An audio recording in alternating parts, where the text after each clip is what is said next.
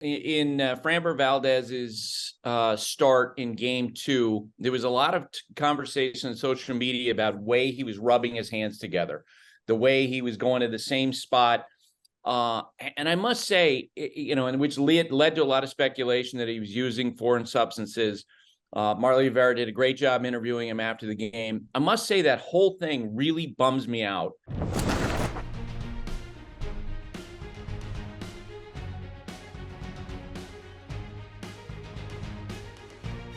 Tim Kurkjian covers baseball for ESPN. Tim, how you doing today? I'm well, Buster. How's it going? I'm doing great. You and I are both in our hotel in Philadelphia getting ready for Game 3 later today. It's supposed to rain. We could have a long night at the ballpark. But whenever they get going, we know this. The crowd is going to be fantastic. And I think we're in for a really great World Series based on what we saw in the first 2 games. What was your read?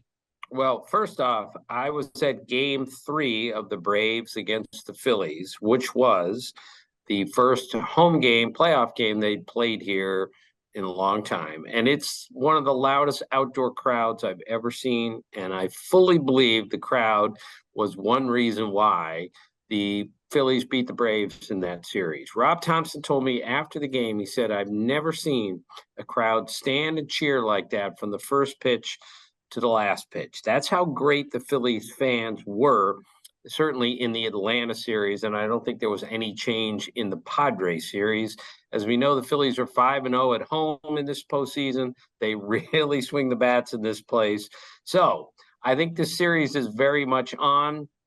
I thought Game 1 was one of the best World Series games I've ever covered, and I've covered for 41 years. I thought that game was over at 5-0, and the Phillies said, I don't think so. Just another reminder, Buster, as corny as it sounds, that is a tough, fearless, resilient, relentless team, and they're never going to give up, the Phillies. I'm so impressed with the way they play, and yet in Game 2, we saw Framber Valdez, who was awfully good. Just another reminder how great that pitching is for the Astros. So we've got a great series ahead. I picked it to go 7 at the beginning, not like I know anything, but I'm staying with it because I think it's that good. So I had a really neat exchange after Game 1. Did the interviews on the field and had to rush back up to the booth because we did the post-game show on ESPN radio. And who comes out of the elevator through the hallway right there by the elevator in Houston but Jim Crane, the Astros owner. And he just looks at me as he passes. And I don't really have a long-standing relationship with Jim Crane, but he looks at me, puts his hand on my shoulder, said, that was a great game. Which I thought was really cool that the losing owner, who, in a lot of cases, you and I have seen owners have thrown temper tantrums after the team loses games. Jim Crane has the understanding to say, you know what, that was a phenomenal baseball game. And then he probably knew, too, that his team would answer back in Game 2, by jumping on Zach Wheeler's fastballs, which is a whole other question as we move forward with this World Series. So it's 1-1 going into Game 3. What's your read on where we stand? Because for me, my question is, and I picked the Astros to win the World Series in 6 before it started, but my question about the Phillies is, how are they going to get enough pitching? In Game 3 and Game 4, Noah Syndergaard, Ranger Suarez, probably going to throw 3 or 4 innings, which is a heavy tax in the bullpen. And then later in the series, you got Zach Wheeler again. He just looked tired to me, Tim. He looks like a guy who's at the end of a long-distance runner who's kind of staggering in mile 25 through a mile 26 marathon. What's your read on the series now? Well, clearly the Astros have the starting pitching advantage now because of who's going to start 3 and 4 against the Phillies. Now, remember, the Phillies started Noah Syndergaard against the Braves, and this is a guy who was a dominant pitcher at one point, pitched in the World Series, and was overpowering, but he's not that guy right now. He averaged, almost 10 strikeouts per 9 innings coming into this season, and he averaged, 6.6 strikeouts per 9 innings. He doesn't throw as hard. He's not as dominant. So they told me against the Braves, he needs to give us 3 good innings, which he did. I think he has to give them way more than 3 good innings tonight. He's got to give them 5 innings. And that bullpen arrest.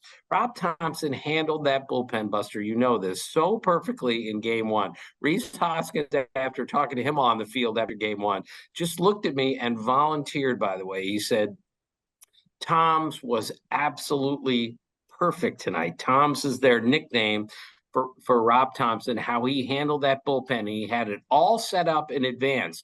Alvarado's going to pitch in the fifth inning while we've got some momentum going here. This is a ninth inning pitcher that he brought in the fifth inning to make sure the Astros didn't score any more runs. And then the Phillies caught them. That was a difficult decision, but a brilliant decision by Thompson. But he's going to have to make a bunch more brilliant decisions to get through what's a difficult spot. With a starting pitcher tonight, and maybe even with Ranger Suarez that they're not certain are going to be great. They got to get back to Nola and Wheeler in good shape, and that's going to be hard to do. But I disagree with you, Buster. I saw Wheeler pitch, and he got hit hard. You're right.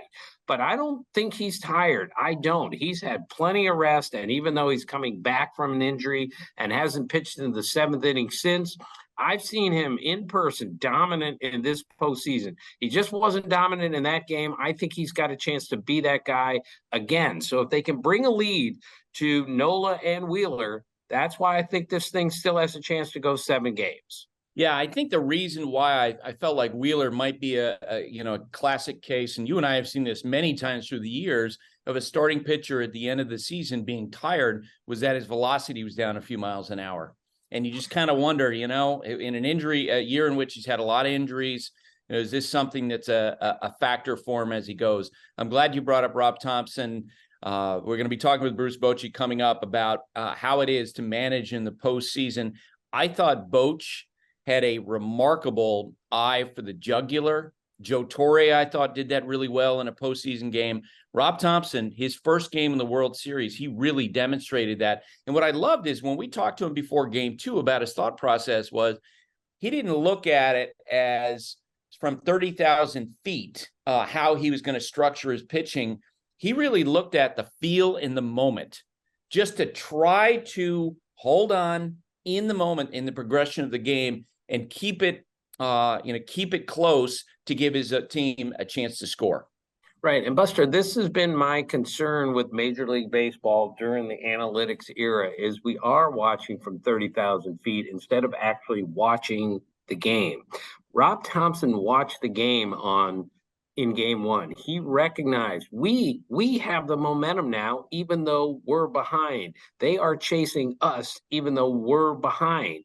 That's why he brought Alvarado into that game at that spot, saying, I got to hold it right here because we're going to score some more runs, and we're going to do it soon. And they did. They got the game tied. And once you tie it up, everything changes. Buck Showalter used to always tell me, when you're playing a team that technically is better than you, in other words, 106 wins compared to 87, you better punch them in the face first. Otherwise, you better take the game to the better team if you plan on beating them. Because if you just sit back, the better team is generally going to win. Well, that's what the Phillies have done all postseason, is they punched first. Well, in game 1, they were the ones that got punched first.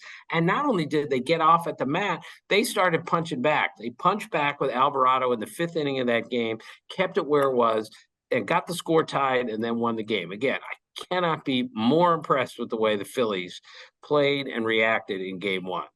So it was important for the Phillies to get one of the first 2 games of the series. I'm sure you agree with me on that. And for the Astros, it was important to get Jose Altuve and Yordan Alvarez going. They did in game 2 with in the end, you had Altuve getting 3 hits. We had AJ Hinch in the podcast on Friday, and he said something about Altuve, which really stuck with me. He said, this is somebody who can turn 1 hit into 10 faster than anybody, because he can look completely out of sorts. He could be in a difficult space mentally. And once he gets rolling, he's unbelievable. And maybe that's the start of something that we saw in game 2, Tim. Yeah, I don't think there's any doubt. That swing that Altuve took in game 1, the strikeout where he He was so off balance. He missed it by a mile. His butt was going one way, the bat was the other. That was so unlike Jose Altuve, who, by the way, struck out in 16 straight postseason games. Jose Altuve. I mean, only Ryan Howard has had a longer streak in postseason history. Well, he turned it back quickly. And AJ Hinch told me a story. This was several years ago while still managing the Astros. And when they got knocked out of one of those playoff series, I can't even remember which one. Altuve had a bad series, came into AJ's office in tears and blamed himself for the Astros losing that series. Blamed himself when the whole team lost. And AJ had to say, Jose, look, man, we lost as a team. That wasn't your fault, but that's how sensitive that kid is. That's how much he takes personally every loss and every win. And I know when he struggles, he absolutely feels like he's let the city, the team, everyone down. But when he gets going, you better watch out. There's a reason why he's got this many hits and why he's been this great a player for this long. Now, that might have been like the young Altuve. I wonder if he's got more perspective, Tim, because I spoke with him before game one, and I spoke with him after game two, and what really jumped out at me was how much more perspective he seems to have now. And maybe it's going through the sign stealings aftermath, getting booed in every ballpark. I know this. When I asked him about the crowd in Philadelphia, he just began to get this little grin on his face like, yeah, we'll be okay. We've played in some big crowds before. I think that when we talk about the impact of the Philadelphia crowd in games 3, 4, and 5, it's about how much they energize the Phillies players. I don't think they're going to have much effect on the Astros players. What about you? Yeah, I don't think so either. And I agree. That was the young Altuve that was crying in AJ's office, and he's grown up tremendously since. It just shows he's got a sensitive side to him, which actually is a good thing in a lot of ways. And yes, I think the Astros have been through so much. They are so used to being booed. I'm not saying they use it as a positive. We're going to show those guys. I'm not sure they still think that way, but I know it doesn't bother them. It will be loud and they'll be screamed at the entire game. But we know the Astros have found a way to get through that. Dusty Baker's had a lot to do with that. And they are a uniquely talented team, especially when it comes to pitching. All right. So in Framber Valdez's start in game 2, there was a lot of conversation on social media about the way he was rubbing his hands together, the way he was going to the same spot. And I must say, and which led to a lot of speculation that he was using foreign substances.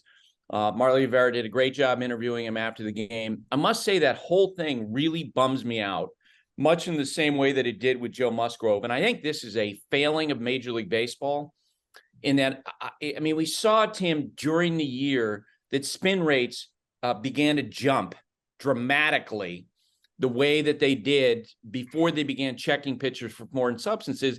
And I can tell you this, and I'm sure you have the same experience, people around the game assume that this stuff is back in the game. And the pitchers are using this just as they did before June of 2021. But it does seem like Major League Baseball wanted to look the other way on this. They do the cursory checks with the umpires, which don't really seem to be that aggressive.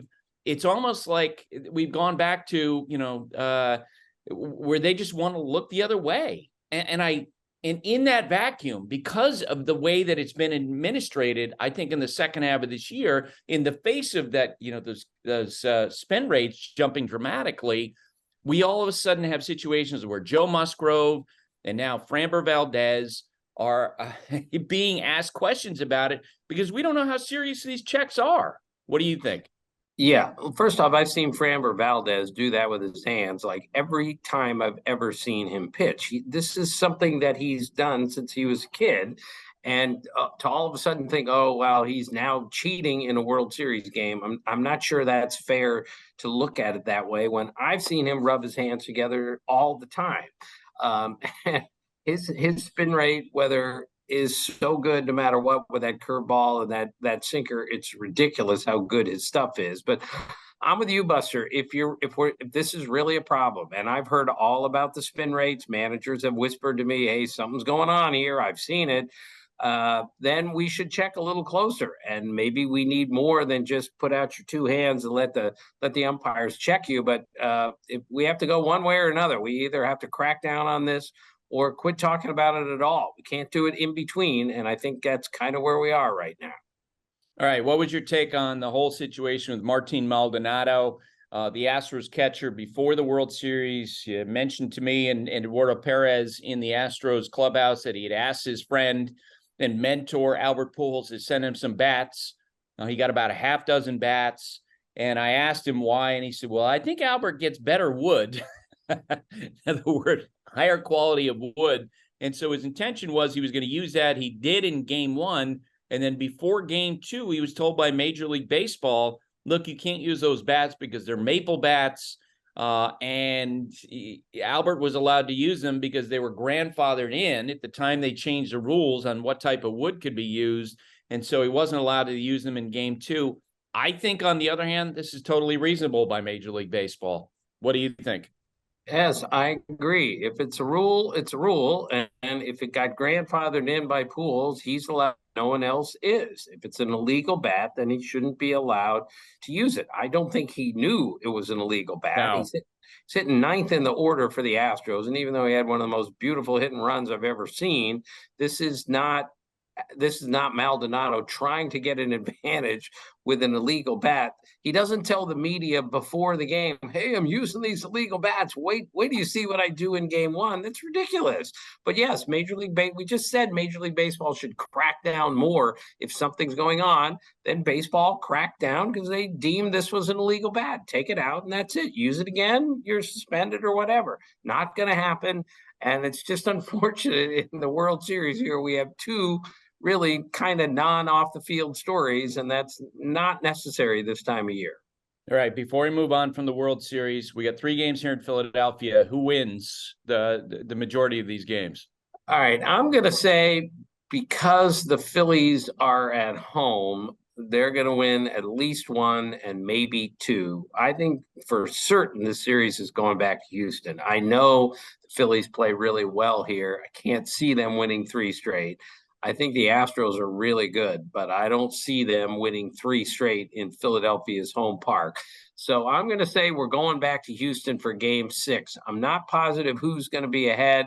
I'm just warning you one more time, Buster. The Phillies play differently in this ballpark. The crowd changes a lot. And you get this crowd into the game early, as Rhys Hoskins did with that 3-run homer off of Spencer Strider. That's as loud an outdoor ballpark I've heard in a long time. So I'm saying we're going back to Houston one way or another, and I'm just not positive who's up 3-2 and who's down 3-2. All right. And the Phillies, of course, 5-0 in this postseason while playing home games. Matt Quatraro takes over as manager of the Royals. What do you think about that decision?